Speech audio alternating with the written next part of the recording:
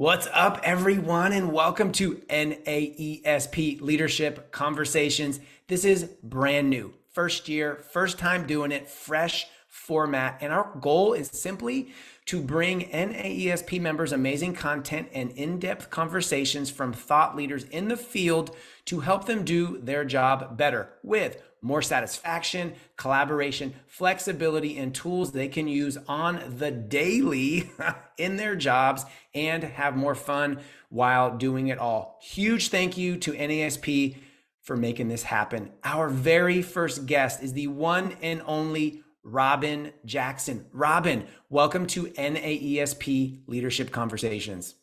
Listen, I'm so excited to be your first. This is really pretty cool. Yeah, it's very cool. Robyn, I think there's probably 2 or 3 people maybe out there that don't know who you are. Introduce yourself, give us some background, just kind of bring us up to speed on Robyn Jackson. Oh my goodness, that's such a hard question, but you'd think it wouldn't be, but so I'm Robyn. I am a former high school English teacher and I was a middle school administrator. And then I wrote a book. I wrote a book called Never Work Harder Than Your Students, and that kind of changed the trajectory of my life. I was in the process of being promoted in my district, and I remember sitting in the car with my area superintendent, and he turned to me and he said, "So what do you want to do next year?" And I know what the right answer was supposed to be. I was supposed to say, "Sir, I want to be the principal of this school you just took me to." But the answer that came out of my mouth, unbidden, was, "I want to quit my job. I want to write a book." And so I resigned right then and there. I still remember it was freezing cold. It was January. And he said, "I'm going to give you a month to think." And after I didn't need it because the moment I said it, I realized that was truly my calling. So I resigned. I worked through the end of the school year, and my last day was June 30th. And July 1, I sat down in my office and I started writing Never Work Harder Than Your Students. And I started Mind Steps. And my goal then and my goal now is still the same, which is that I believe that all children deserve to be successful in school. And I've spent my entire career trying to figure out how to make that true. And so I wrote Never Work Harder Than Your Students to help teachers become master teachers, because I believe that if you don't have master teachers, you're never going to get to that 100% success. So, what is the master teacher? What does that look like? How do I simplify it? And once I started writing, I couldn't turn it off. And so I wrote that book. That book did really well. And I started Mind Steps and I started training teachers on how to become master teachers. But the challenge was that I would do the training for the teachers and the principals would leave the room. And so the teachers were learning all this great stuff, but the principals were trying to lead them the way that the principals have been taught to lead teachers. And it just didn't fit. And so I said, well, okay, so what does it take to be the kind of principal who will build master teachers? And that got me on this whole wormhole that I'm in right now, which is that you can't do it with leadership and you really need something else. And so what is that something else? And it's buildership. And so now I spend the majority of my time training principals and mentoring principals and supporting principals to help them build schools where 100% of their students can be successful. Yeah, 100%, because all students mean all students. It's not just one student or 2 students. It's all students. Well, there is so much to unpack there. I love the back end of you quit your job. Talk about like a big decision in doing that, and writing this book changed your life. I have a very similar story. I just love those. I love those backstories. If right off the bat, I know you're thinking you want to know more about Robyn, go to mindstepsinc.com. Robyn's on Twitter, Robyn_mindsteps, LinkedIn, Robyn Jackson. Jackson Mind Steps, of course, on YouTube, like a builder on YouTube, Facebook, Robyn.Jackson, author of numerous books. Go to Amazon, just type in Robyn's name, and the School Leadership Reimagined podcast, which I have been digesting every single day when I wake up at 4 a.m. I love the podcast, and your podcast is my new, and when I'm up at 4 o'clock in the morning Pacific time, a lot of people are just getting up Eastern time. I have a lot of friends. They're like, man, you guys are three hours behind me, but I'm building myself, right? I'm getting up early to start the day. So you already kind of talked about how Mind Steps started. And I think a lot of leaders, I really want to kind of see that association with how you started and where you ended up. Because I think a lot of principals, they go, I don't know how to get started. How do I get started with this new idea or this new program or initiative, or my grade level or one of my departments is struggling. How do I start? So what ideas from your starting Mind Steps and Buildership University journey do you think you could give advice to leaders out there listening on how they could start something new in their building, in their district, so they can be better for teachers and for kids and for the community? So, the biggest thing is that there is a different mindset. I think that a lot of people become administrators and then they feel so grateful that they got the job, that they feel like they're bound to do things the way the district has always said do things. And so that's why I don't even use the term leader anymore, because I think that the idea about being a leader, leadership is an artifact of the institution, right? Institutions built this idea of leadership, and they built leaders to sustain the institution. And so if you see yourself that way, whether it's starting a new initiative in your school or starting something different in your district, you're always going to be bound by the institution. And that means that you will always feel a little stifled. You always feel like you have to please or appease somebody. But when you start thinking of yourself as a builder, someone who is building a space for 100% of students, when you start being driven not by maintaining your job, but by serving every single kid, it changes everything. And so the first step is, do you have the mindset that it takes? Are you starting this initiative because this is what the district says you should do? Or are you starting this initiative because you truly believe that it will serve your kids? Because if you do that, then getting started is so much easier. And I know people say, well, what about the pushback? And what about this? I believe with all my heart, and this is what I spend a lot of time helping people do now, is that if you have a compelling vision for 100% of your students and you share it the right way, you will get the buy-in. You will create the excitement. You'll create the momentum behind it. But you gotta, it has to be driven by something more than, I want to grow 3% on my SIP plan for this year. It has to be driven by something more compelling than that.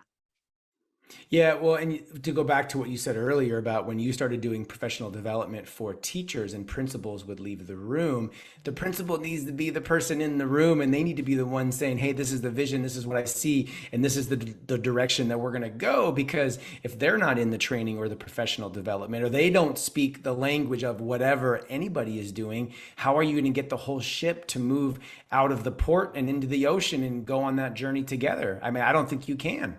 Now, I mean, I don't know if you've experienced this, but I remember when I first started Mind Steps, I would get the call that would say, I have a PD day on February 16th and I need to fill it. And I would say, okay, well, what's your bigger vision for your school? What are you trying to accomplish? And they're like, I don't know. Let me go find my vision and then look it up. And I said, okay. Or they'd say, I need a PD on rigor. And I said, well, why do you feel like you need to work on rigor? Because I don't see any rigor in the classroom. Okay, but why are you not seeing rigor in the classroom? What do you think is a challenge? I don't know. I mean, okay, is rigor your biggest challenge? I just need a day. And so people were looking to fill days. And so we would just say no to that, right? Because I don't want to, that does not work, right? You need to start with a vision. Like the first thing I do with any principal I'm mentoring is I say, what's your vision? What does 100% success look like in your school? And it can't be all kids will reach their full potential and become 21st century learners and now, like all the things that we have in visions, because nobody remembers that and there's no accountability there. So the visions that I help principals create are very specific. 100% of our kids are going to be reading at or above grade level by grade 2. 100% of our students are going to leave 8th grade eligible for an honors class in 9th grade. 100% of our students are going to set and meet 3 rigorous goals every single semester.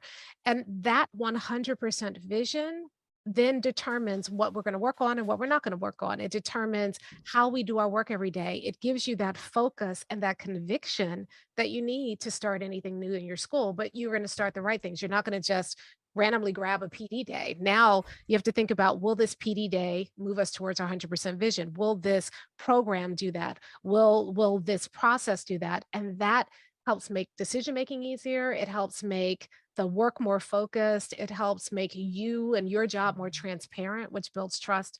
It does so much for you. And so that's really, if you want to start something, you start at the vision, not at the specific activities, because it's the vision that drives the work.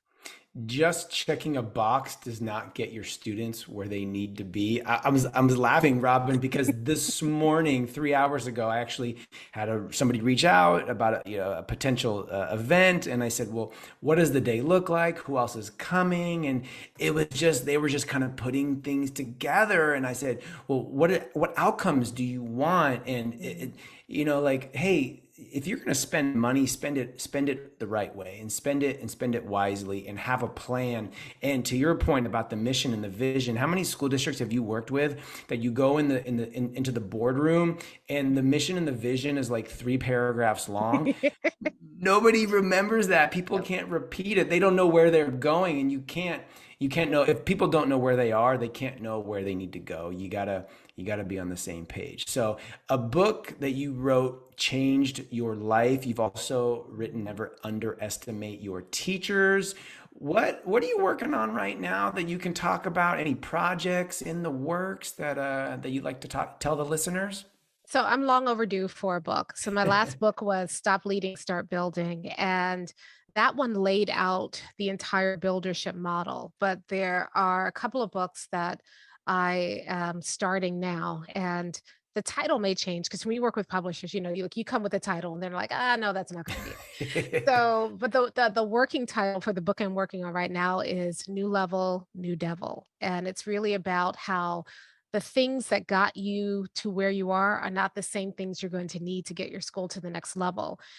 But instead of, people say that all the time, but instead of having this amorphous thing like what got you here won't get you there, well, let's talk about that. Let's talk about the different levels that it takes to get your school where you want it to go, to get that to that 100% success. And hopefully by breaking down those levels, I can help you fight the battles you need to be fighting right now. So it's kind of equivalent to, someone who says, listen, I want to cook a really elaborate meal and throw a dinner party, and they don't know how to boil water yet. And so, or they're so worried about picking out the china and the silverware, but they haven't written the menu. So I don't know what china or silverware I need until I know what I'm serving on the menu. So the idea around New Level, New Devil is that if you want to get to 100% success, there is a predictable path you can follow. And there's some things you need to be worried about right now, and there's some things that you don't need to be worried about. And helping people understand that so they really can focus on the work they need to be doing right now to get to the next level. And then okay, now what's the new devil? And then working on that. So I'm mapping that out right now and starting to write that book. And then we'll see how long it takes for that book to finish. And then the other thing I'm doing is Buildership University, mentoring people, mentoring principals to achieve their 100% vision. And again, taking that same pathway that we've mapped out for how do you get there, but mentoring people through every stage of the process so that they don't have to figure it out on their own. There's a very simple pathway to help them get there. And that is the love of my life. That is the work that I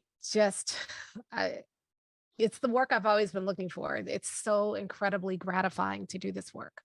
So speaking of that, I feel like I always hear you talk about schedule a call. Let's schedule a call. Let's talk. What does that look like if somebody wanted to learn more and know more, and you say let's schedule a call? What can they expect? What do you like? What are the steps? How do you kind of lay that out if a district or a principal would like to work with you or with Buildership University?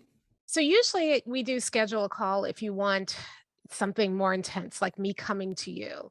But with Buildership University, we open up enrollment 3 to 4 times a year. So you can go to buildershipuniversity.com and just join the wait list. And then when we open up enrollment, we usually do something around intake time so that you can get a taste of what it's going to be like and experience it. And so if you're on the wait list, you're the first to be notified. And then you just join from that, from during one of our intake events, and you immediately get started.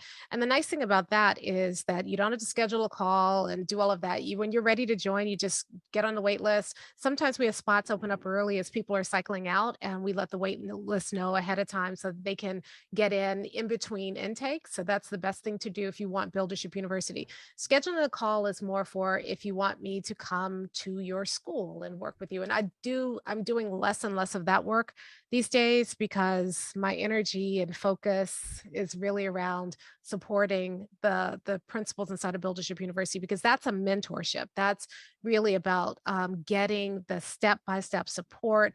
I'm giving them individual feedback. We're showing them how to build these systems and put them in place to make their school run more effectively and reach that 100% goal. And so before you get up in front of people, we always say you should bring it to your family. And well, I shouldn't say family because we're not family, but Robyn caught herself.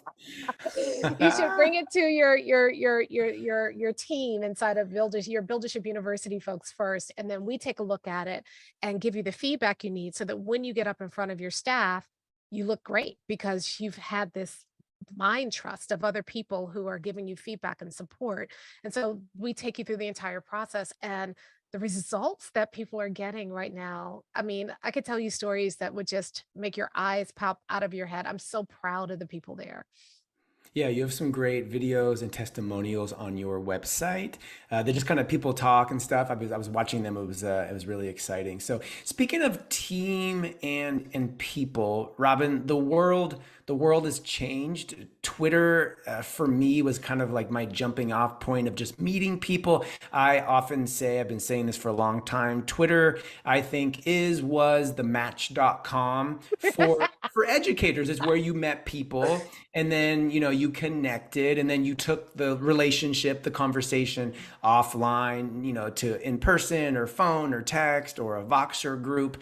So with all that being said, Twitter has changed. The world has changed. It's not what it used to be. Change is always going to happen.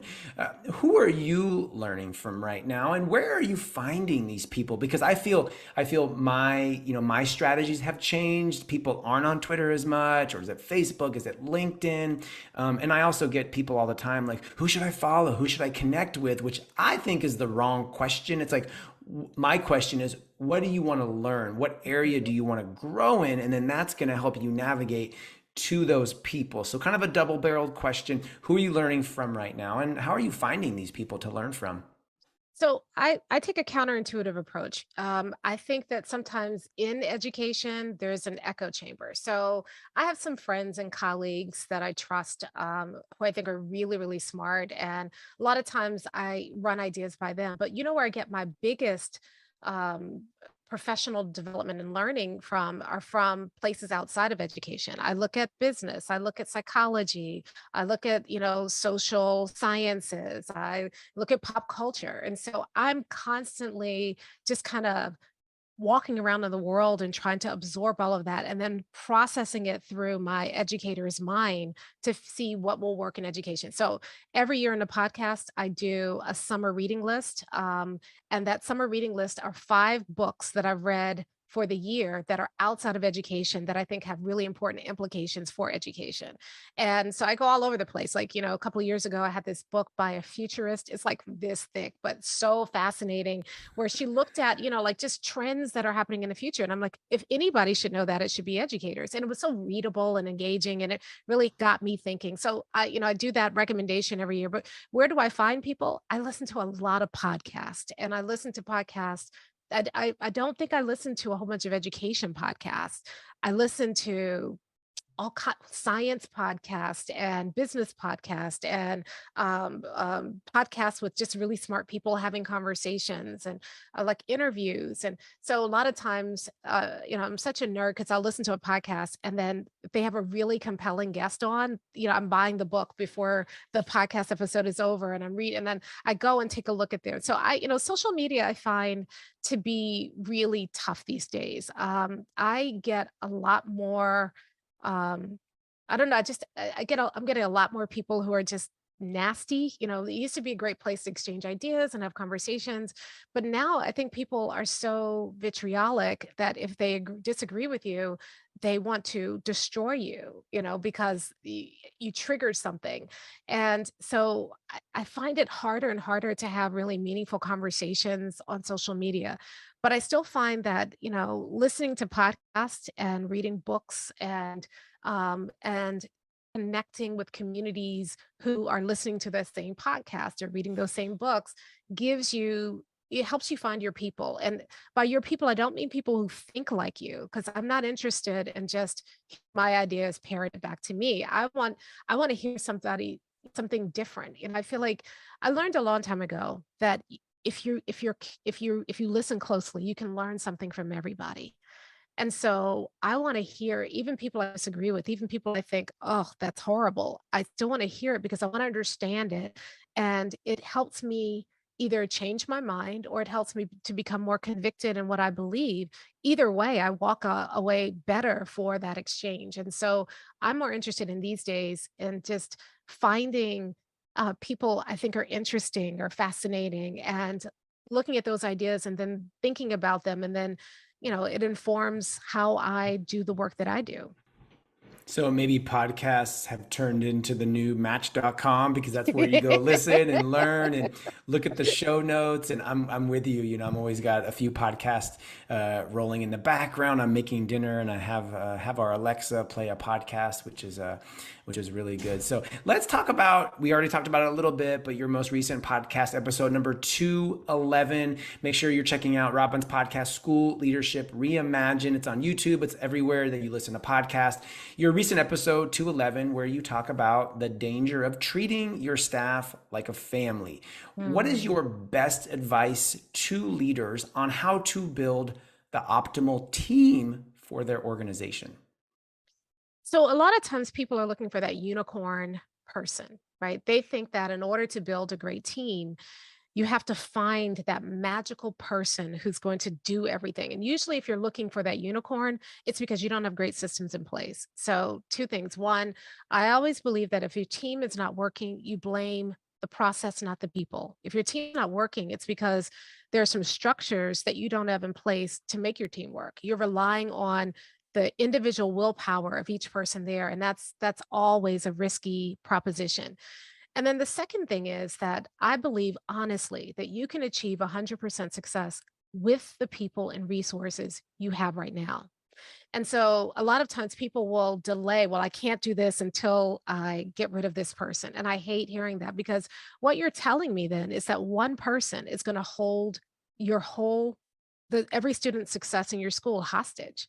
And it's not practical. So the best way to build a team is rather than relying on the individual strengths of the people on your team, you anchor in something more lasting. And the thing that you need to anchor in is you need to anchor in your vision, your mission, and your core values.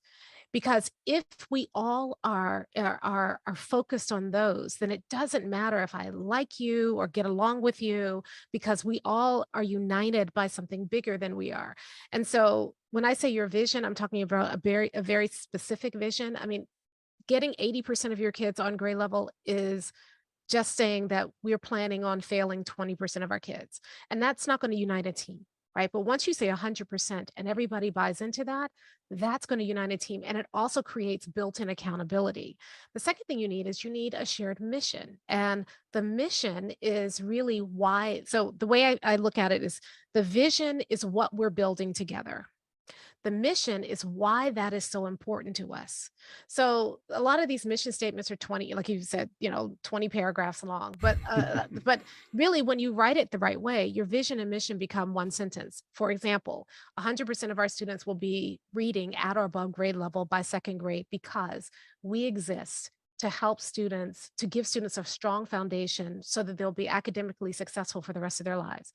Now, if that, first of all, that's memorable. Second of all, if we have that vision and mission, then I don't have to worry about policing my team, because the question I'm sitting down with my team and asking is that work on mission? Is that going to set kids up to be successful academically for the rest of their lives, or is it not?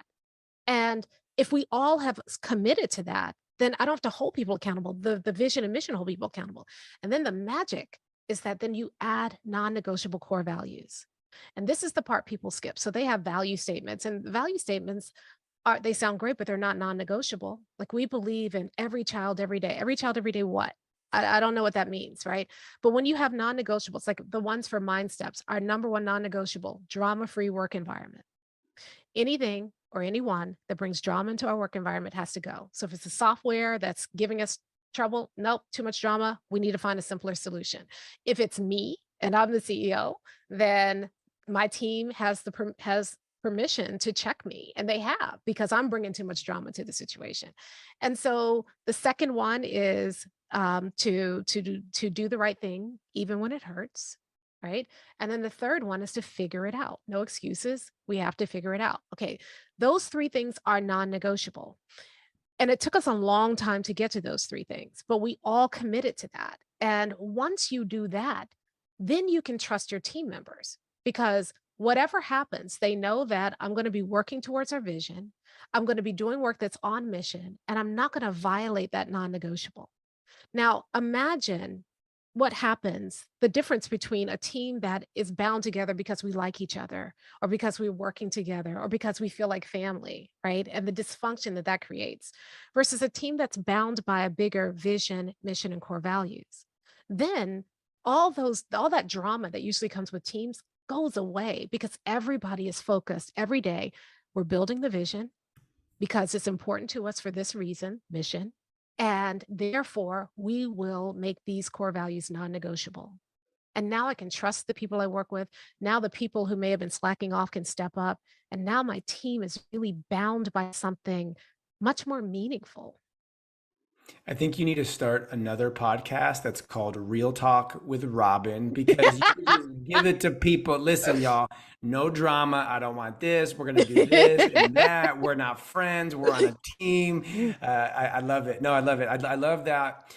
Everybody listening, think about your job, and think about your team, and think about where you know you need to do some work with your team, and try to take some of the emotion out of the decision that you need to make. I feel like just trying to interpret, how Robyn thinks and what you're talking about, and just go do it. And the sooner you can have that conversation and keep it real and not have drama, the sooner you're going to go faster, farther, better for everybody with that team. Okay, follow-up question, Robyn. We're kind of talking about, principal or maybe superintendent down. How about people to the side and to up? So let's say I'm a principal, and let's say I feel good with my team, but let's say the team at central office I'm kind of struggling with, or let's say my colleagues, my other job alikes, the other principals I'm kind of struggling with. Different approach, different ideas when I'm trying to strengthen that team, because I've heard people say forever, oh, well, the district. And I'm like, you are the district. It's not just them and us and the dark side. What advice do you have for people that are maybe struggling with the team that they don't work with every day, but they're on the bigger team of central office, other colleagues? Any advice for that? So I think it's the same thing, that when you are clear about your school and the vision, mission, and core values of your school, it helps teach other people how to support you. Because usually the challenge that you have with central office is that central office wants you to go in one direction when you really believe that your school needs to be in a different direction. And the problem is that when you don't have that vision, mission, and core values, you end up arguing the merits of the idea without the context. And usually when that happens, central office wins. But when you have a vision, 100%, a mission, this is our why, core values, these are non negotiable. It empowers you to be able to advocate for your school. And even if your central office is dysfunctional, to be able to get what you need for your kids. I'll give you an example. I was working with a builder in BU, and she was struggling because her central office cut fund. She said, okay, I want 100% of my kids. I think hers was reading at or above grade level by grade two, grade three, whenever the big test is. And she went to central office and said, I need these resources in reading because I'm trying to get all of my kids reading by grade two. And central office said no. And not only that, but we're not focusing on reading right now. We're focusing on some other, you know, ridiculous thing that they wanted them to do. That nothing to do with what she was trying to do. That's another episode of Real Talk with Robyn. Ridiculous things. All right. Why y'all don't need to do ridiculous Well, things. I just feel like a lot of times the challenge with central office is that you work in a vacuum and you're focused on maintaining the organization rather than supporting the kids. So that's another episode. But so she started working on, she came to, we have office hours in Leadership University where people come and bring challenges and we work them out together. And so she brought that to them and I said, what's your vision? What's your mission? What are your core values? And then so she talked about it. And then I said, okay, remember as a builder, we don't wait for permission. We start building. So the thing that central office wants you to do, let's figure out how do we leverage that to build your vision, to take that thing that they're asking you to do and make it work for your mission and your core values.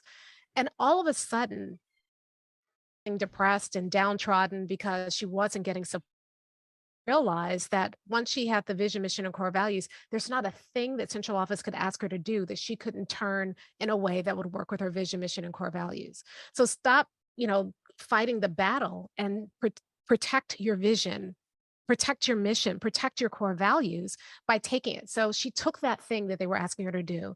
She sat down with her team and she said, how do we make this serve our vision, mission, and core values? And then they started implementing it. Central office comes around and says, wait a minute, you're the only school implementing the thing. We can't get the other schools to do it. You're doing it great. You're making it work. And then they left her alone.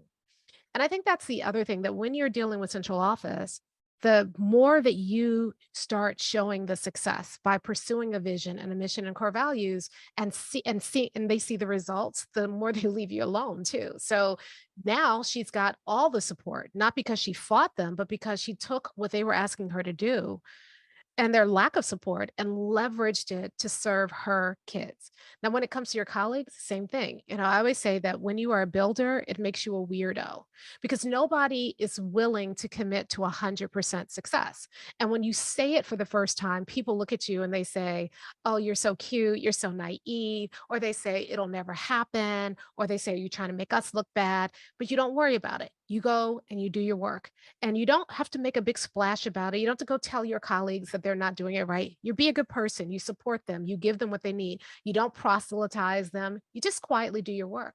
But here's what happens. When you start showing those results, other people start coming to you and say, what are you doing?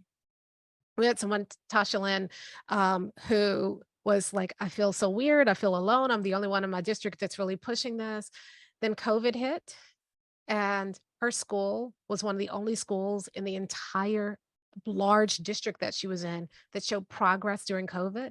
And all of a sudden, her colleagues are like, that weird thing you were doing, like, can you tell us more about that? And so I just feel like when you're struggling, it's because you're trying to get people to see things your way. And this is philosophical and theoretical. It's just who's the better arguer, who has more power. But it's hard for people to argue with exact results. And you're not telling them this is what you should do. You're just saying this is what I did. And it's hard for people to argue with that. And then you can start advocating more and more and more for the support you need from those at the district level. And you can start to share what you're doing with your colleagues. And then they join you in this work and you build this movement, not because you've convinced anybody with your argument, but because you've shown them it actually works because you're doing it. Yeah, I think a big part of the struggle is also a lack of perspective. People don't have the perspective of the other person that maybe they're trying to work with. Something that I've seen done for years is teachers teaching another grade level in their building or another department for an hour or a half a day or a day, because you know what it does, it gives you a different perspective. And then administrators do the same thing. Principals switch schools for half a day. Principals, go work at central office for an hour or a half a day. Central office, if you're listening or if you're watching, go back and be a principal for a half a day. You're going to get some more perspective. You're going to build a better relationship. You're going to have a stronger team, and you're going to move forward, I think, in a better way because you have perspective of what the other people are going through. Because Robyn, like you said, central office is like, well, we're here to make sure everything runs and the network and make sure all the textbooks, and the schools are like, oh my gosh, we got blood and we got runny noses and we got a backed up toilet in the D wing, you know, all the different things. I got a parent in my office, and there's so many things happening. I think so much of it is a lack of perspective on the other side. And in order to make a stronger team and to build together, I think that really helps. I want to add to that two things. One is I remember when I was an administrator, I didn't I I didn't shadow the central office administrators. I shadowed their secretaries Mm. because the secretaries really know what's going on and really can give you the perspective. And they also are the gatekeepers. They're the ones who really they know where the bodies are buried, they know where the resources are. And I think that one of the things we overlook are that there are support staff that that have a perspective that as administrators we're often only talking to other administrators. The second thing that I would argue too is that a lot of times when I was an administrator, I would just randomly grab a kid's schedule and then just do the kid's schedule that day. Those are the Yeah, classrooms I go into great because ideas. I wanted to, because a lot of times we're popping into classrooms, but we don't know what the day looks like from the kid's perspective. And it was so enlightening to see that. And I feel like if you're at the central office, going into a school and spending a half a day just doing a kid's schedule would be so eye-opening. So not only shadowing principals, but shadowing support staff because there's another perspective of your school or of your district you won't see, and then shadowing kids is can be really powerful. Yeah, 100%. All right, Robyn, I feel like everything has just gotten so complicated. In the world, everything has gotten complicated, but I think in schools, everything is just so many steps and PowerPoints and this and that. What strategies do you have for leaders, people, on how they can simplify their work in order to get started, to build it as they grow? I think most things never get done because they don't get started because we think, we talk, we have committees and PowerPoints and everything else. So simplification, how do you what strategies and ideas do you have to help people move forward? So yeah, people get mad at me, right? Because as educators, we love to overcomplicate things. And it really is simple. It starts with your vision. I mean, I know I probably sound like a broken record by now, but it really is powerful. I was talking to Francina, who's a principal I'm working with, and all she's done is her vision. And just that vision started driving everything. Get if you have that vision, mission, and core values, and then you work to align everything from your master schedule to your, book distribution to your, what happens on the playground to your lunchroom discipline policies. If everything gets aligned to the vision, the work is easy. So that's all she did. There's a lot more you can do. There's systems you can put in place to make you more efficient, but that's all she did. And in doing that, she went from being in one grade level in her district, 10 schools in her district, elementary schools in her district, and she was number 8 out of 10, I think. And in the course of the next 3 or 4 months of just having that focus, when they did the next round of testing, she went from number 8 out of 10 or 10 out of 12 in her district to number 1. And it wasn't just there, but in every single category. And that's not an anomaly. That happens time and time again. I think the problem for us is we feel like in order to be effective, we have to be doing all the things. And when I say stop, people say, well, you don't get it. I have to do it. And I'm like, no, you don't. You really don't. You feel like you do, but you really don't. Does that get you to your vision? No, but I have no, you don't. But what about the no, you don't. And when people give themselves permission to focus, if they like once you see that vision in front of you and you work towards that and you do that thing and you have that focus, you get farther faster. And it's hard to do. Like even when I give feedback to teachers, we're used to giving teachers this checklist of feedback and, no, one thing. What's the most important thing the teacher needs to work on right now in order for that practice to move? That's it. One thing. And if we are good at finding that one thing and focusing on that one thing, the work gets simple, you get more progress, you feel better about the work because you're focusing on what really matters. And I think our biggest challenge as administrators is we bought into the lie that busy means effective and that we have to do all the things. And when you really think about it, there's so many things we're doing right now, and I could give you a list. There's so many things we're doing right now that are not moving the needle forward. So why are we doing them? Yeah, it's like the saying, which I can't stand when I hear principals say, "Oh, I'm just putting out fires." I'm like, I never had fires at my school. I don't carry around a fire extinguisher at my school. You got to be pushing the vision and the mission and building kids and building connections and being in classrooms every single day. Fires don't move you forward, and it's simplifying. It's bringing it back. That's kind of why I like original Twitter, like 140 characters. You had to Mm, be yeah, succinct. You yeah, had to be simple. So everybody listening, think of some type of strategy or activity to take what you think you want to do and make it half as complicated, and then half it again, and then half it again, and then you start because you can always build it as you go. You gotta yeah. I gotta mean, I simplify think it to get started. I'm sorry, I didn't mean to interrupt you, but you just mentioned the fires, and I hear principals talking about putting out fires too.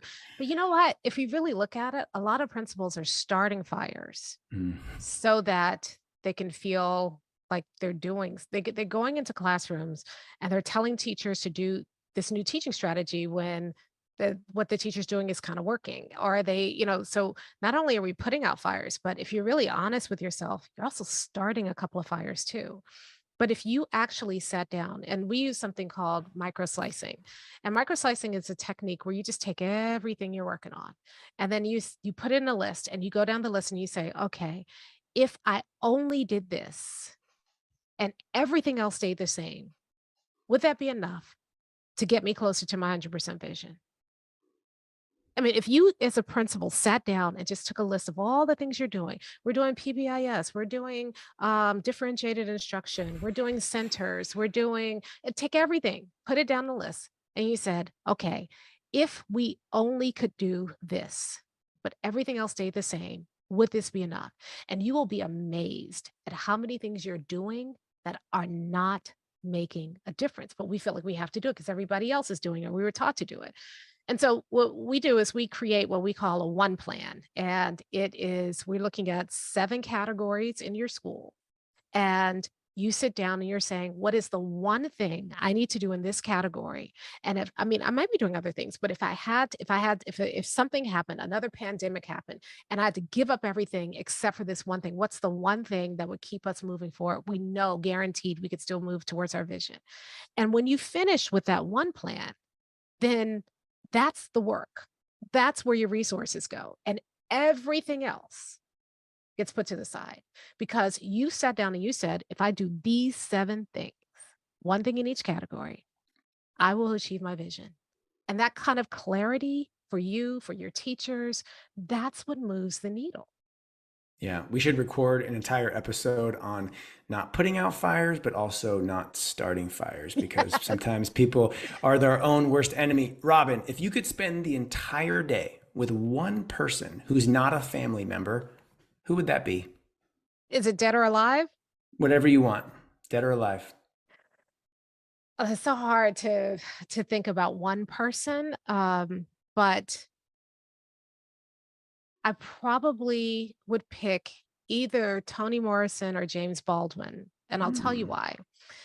The For them, not only I think writers are people who know how to think and capture their thinking and to challenge their thinking. And I believe either one of, their work, their books challenge my thinking, challenge the way that I see the world. And I would love to spend the day learning from them, extracting their wisdom, and Yeah, learning how to think more clearly. Yeah, it'd be interesting to know about their writing process. I always ask authors that, like, what is your writing Mhm. process? What is it like? How do you plan? How do you edit? And everybody is a little bit differently. If you had the opportunity to do any job for one day, what would that job be and why? And any job for 1 year, what would that job be and why? Okay, so this is going to sound weird, but right now I am so obsessed with elephants, and Interesting. I would love to work at an elephant sanctuary and just care for elephants who, especially the babies who are, their parents are killed by poachers. And so they go in and nurture them and then release them back into the wild. I think that would just be the coolest job. You'd be exhausted every day, but you get to care for these beautiful, majestic creatures. So that's kind of the weird job. And I'm not sure if I'd want to do it for a day or a year because it's a lot of shoveling poop, but you know, so are a lot of jobs in education if you're really serious about it. Shoveling. So, so I don't know, but so for maybe I'll do that one for a day. Um, here's the problem. I have the best job in the world. I'm supporting principals, and so it is hard to imagine doing anything else that would bring me as much joy except teaching. Like I probably for a year, I would love to go back to teaching. I know so much more now about teaching than I did when I last taught, and I think that if I had to do it for a year, it would be teaching high school or teaching middle school or even teaching, somewhere around 5th grade, 4th or 5th grade. I would love to do that for a year. So it's August, Robyn, lots of new school administrators out there. What is just your best advice for them as they start their new journey? Again, I'm gonna sound like a broken record. Get clear about your vision. Changes everything. If you don't have clarity around your vision, and a lot of people think they do. Oh, my vision is, every kid every day, or my vision is, all kids will reach their full potential. There's no accountability in that. I don't know what that means, but if you could identify this is what we are building in this school. It changes you, it changes the work, it gives you focus. So if I just had one piece of advice, that would be it. Just get clear about your vision. Robyn Jackson, CEO at MindSteps, helping you turn your school into a success story. Robyn, as you can imagine, is all over the internet. They're going to be in the show notes and the description: Twitter, LinkedIn, YouTube, Facebook, Amazon, and your podcast. You name it. Robyn was also a good student. She's raising her hand. Yes, Robyn. Well, listen, I wanted to do something for your listeners. And so I've been talking about building a vision and that sort of thing. So I have a book that lays it out called Stop Leading, Start Building. And is it okay with you if I give people a copy? I have 50 books I'd love to just give away to people who just give me your address and I'll just mail you a book. Would that be okay with you? Yeah, let's do it. How are we gonna navigate that? Is there a form they can So fill out we on your website, or what do you want to do? we created a URL just for you all. And Perfect. so if you want to go to buildershipuniversity.com/free book, and then you can just put in your information there. You don't have to pay shipping. It's just my gift to you, because I believe that the more people who have the tools to be builders, the more students get the schools they deserve. And then my mission in life is that I want to find a way to help every kid be successful in school, and this helps me to do that. I just believe that no matter who you are, you don't have to be a particularly charismatic person. If you have a passion for serving kids, then you are able to create that school with 100% success. I just believe it with all of my heart. And so I just want to encourage people who hear this but worry about, well, I don't have the resources, or I don't have the personality, or I'm not this. You are. And that vision for 100% success is enough. And so I just want to encourage people to step out there. If you believe that, if you started to be an educator and that was your passion, you wanted to serve kids, but you've lost it along the way, it's not too late. And you still have the opportunity to have that impact in your school. And I believe that it's going to be people like you, people who are listening, who have that passion. that's what's going to change this world for the better. And so I just want to encourage people to keep going because we need you.